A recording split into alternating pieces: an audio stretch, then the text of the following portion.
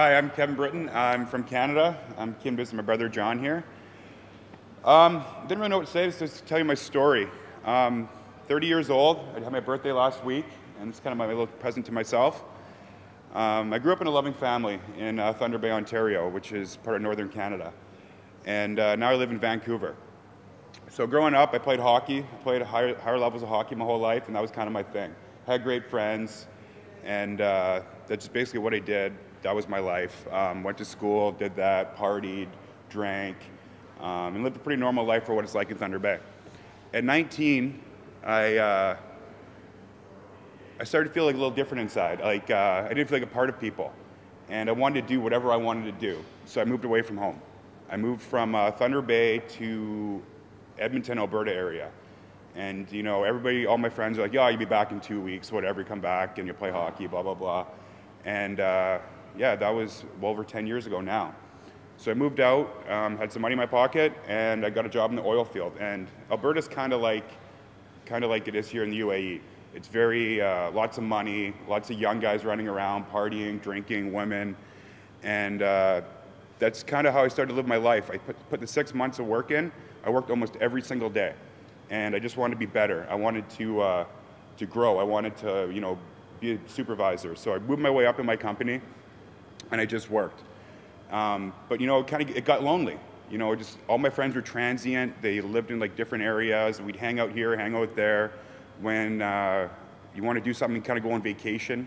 It was like you get days off together and you go on vacation. You don't really just like hang out at home, and you party, you drink. Women, that's a big part of my story and what I did. And you know, that went on for years and years. You know, relationships, work was good. I just drank a little bit. You know, my life was kind of unbalanced. I didn't save money. I didn't do what I was supposed to do from what I grew up and the values I had from my parents. You know, I just kind of did whatever I wanted to do for years and years. So I got to be about 26 years old, and I was at a party, and I was always against drugs. I never did a single drug before that, other than, you know, smoked weed a few times or something like that. And I was at a party, everybody was partying. It was about 3 in the morning, and I couldn't sleep. And I did my first line of cocaine, and that was it. I was up for 3 days that whole weekend. And that's when my life started to take like a downward spiral. What happened from then is, you know, after that weekend, I went back to work for a month straight, worked every day, you know, saved up all my money, came off work, I'm like, I'm not gonna do any drugs, had one beer, and that was it. It was drugs. I was up for probably 4 or 5 days this time, went into blackouts, and it only got worse from that. Kind of from them it went on, and you know, I started waking up in jail, and from 2 days before, I didn't know what I did. I had no idea. I asked, you know, the guard, like, what happened? Why am I here? And he'd be like, oh, you got an assault charge, you did this, you did that. And I was like, oh, whatever, get out of jail. I'm like, oh, I'm gonna be good. But then, same thing again, had a beer, wake up in jail again. And that continued for probably 6 or 7 months. I'd go for weeks on end where I'd just be in a blackout. And I didn't know what I did. I would go to work. I'd have so much drugs in my body, alcohol. Yeah, and then again, I'd just, you know, keep waking up in jail. I got kicked out of 2 of my houses that I was living in, renting off people. You know, I was hurting a lot of people in my life. Most importantly, I was hurting myself. I had no self-respect, I had no self-esteem.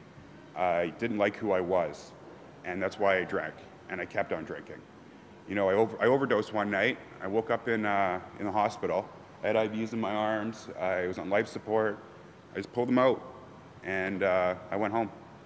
I just walked out of the hospital, went home, slept for a little bit, woke up, and I just started doing more drugs. And that's kind of what my life has turned to. I grew up in a loving family, a caring family that nobody has ever done drugs. You know, like, we support each other, we care about each other. And at this point in my life, I just couldn't even fathom living that way again. So one night, what happened was, I was supposed to go do a big job in northern Alberta. Spent 2 days in my shop working. I was high every day. Got everything set up, and then I woke up in the drunk tank one more time. I asked the guard what happened. He said, you ran into 5 vehicles on your street with your company truck, and you couldn't even talk or see. And that's when it hit me. That was this moment of clarity they speak about. You know, I saw a black phone there. I remember making a phone call to my parents, and then the next 2 days were really blurry. I took a lot of pills, and I don't remember what happened. My best friend picked me up, brought me to his house, you know, and then it kind of came to. My dad flew out from Ontario for the second time that year to help me, and took me to my boss. And I went to my boss that day, and I said, you know what, I got a problem with drugs and alcohol. And this is a man that, you know, has seen me work hard for him. I've tried, I've done my best. And what he did was he told me about a place in Vancouver Island in Western Canada where his brother-in-law went and got help, and, you know, it's changed his life. So this man, Ryan, gave me $10,000 out of his own pocket, sent me on a plane, and I spent the next 5.5 months in a treatment center. And I'm so grateful for Ryan and for my parents. My parents paid for the other portion of it. It was expensive. And that was September 2012. So since then, I've been sober. That's, just over 2 years. And now I can sit here and say my life has changed immensely. Things have changed for me. I work downtown Vancouver now. I'm a headhunter for mining and resources sector of Hayes.